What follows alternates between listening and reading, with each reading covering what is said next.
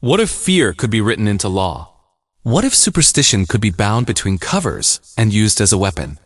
In the late 15th century, Europe was gripped by uncertainty, plague, famine, religious conflict, and social upheaval. And in that atmosphere of fear, a single book emerged that would change history in terrifying ways. Today we turn the page on one of the darkest chapters ever written. This is the story of the Malleus Maleficarum, the Hammer of Witches. To understand the Malleus Maleficarum, we must first understand the world that produced it. Europe in the late 1400s was not a place of stability. The Black Death had devastated populations. The authority of the Catholic Church was being questioned. And science, as we understand it today, barely existed. For many people, the world was explained through theology rather than evidence. Disease, infertility, storms, and sudden death were not natural events. They were signs, warnings, punishments, and when fear demands an enemy, it often finds one among the powerless. In this environment, belief in witchcraft was not fringe thinking. It was doctrine. The Malleus Maleficarum was published in 1486 by Heinrich Kramer, a Dominican inquisitor. The book also bears the name of Jacob Sprenger, another Dominican friar, though historians still debate how much Sprenger actually contributed. What matters most is this: Kramer was a man obsessed. He believed witches were real. He believed they were everywhere. And he believed the church was not doing enough to stop them. After facing resistance and criticism from local authorities who found his methods extreme, Kramer turned to the written word to create a text so authoritative, so uncompromising, that it could not be ignored. And it worked. The Malleus Maleficarum translates to the Hammer of Witches, not a metaphor, a declaration. The book presents itself as a definitive guide to identifying, interrogating, and prosecuting witches. It claims theological authority. It borrows selectively from scripture, philosophy, and earlier church writings. And it speaks with absolute certainty. There's no doubt, no nuance, no mercy. Once a person is suspected, guilt is assumed. The book was widely printed thanks to the newly invented printing press, allowing its ideas to spread faster than any witch ever could. The Malleus Maleficarum is divided into three main parts. Part 1 attempts to prove that witchcraft exists and that denying it is heresy.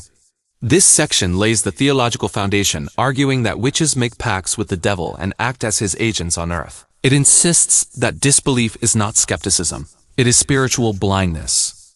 Part 2 explores what the authors claim witches are capable of.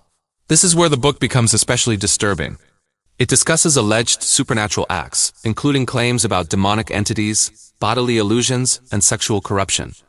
These passages reflect deep anxieties about the body, morality, and control, particularly over women. And that is no coincidence. Part 3 is the most dangerous of all. It is not theory, it is instruction. This section provides step-by-step guidance on trials, interrogations, and legal procedures, including methods used to extract confessions. Confession, in this framework, is not truth. It is compliance. One of the most chilling aspects of the Malleus Maleficarum is its explicit misogyny. The book argues that women are more susceptible to witchcraft because they are, according to the authors, weaker in faith, more emotional and morally unstable. This belief was not just personal prejudice. It was institutionalized. Midwives, widows, healers, poor women, social outcasts. They became the primary targets. Once accused, there was almost no path to freedom. Silence could be interpreted as guilt, protest as deception. The system was designed not to discover truth, but to confirm suspicion. The Malleus Maleficarum did not start the witch hunts, but it standardized them. It gave authority to fear. It gave structure to violence, and it gave justification to cruelty.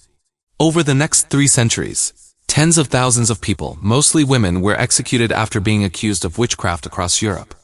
The book's influence lingered long after its publication, shaping laws, trials, and cultural memory.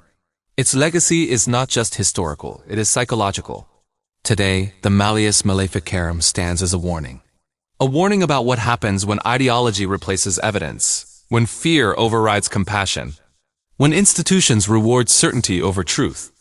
It reminds us that knowledge without humility can become tyranny, and that books, even books, can kill. History is not just a record of what happened. It is a mirror showing us what we are capable of becoming. If you found this chapter worth turning, there are many more waiting. Subscribe for more stories where history, mystery, and forgotten truths come alive. Until next time, thanks for watching.